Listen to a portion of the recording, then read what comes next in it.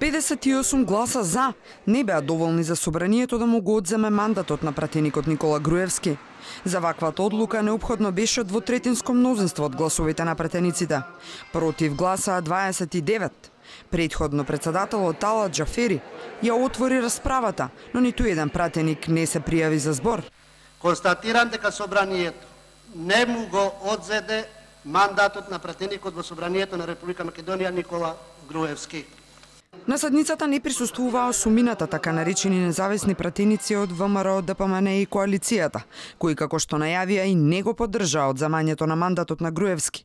Пред почетокот на гласањето, координаторот на ВМРО ДПМН побара законот за амнестија како закон уредно поднесен по скратена постапка, на време да биде ставен на дневен ред. Сведоци сме дека повеќе од 7-8 закони поминаа по скратена постапка, иако информацијата за нив ја добивме пред само неколку минути.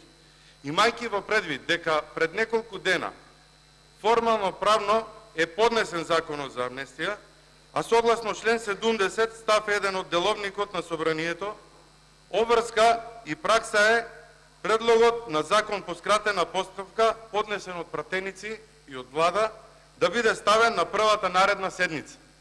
За гласа 28, воздржан 1, против 50 пратеници. Констатирам дека предлогот на пратеникот Никола Мицевски, предлог законот за амнестија на лица осомничени, обвинети и осудени во врска со настаните од 27 април 2017 година не е прифатен.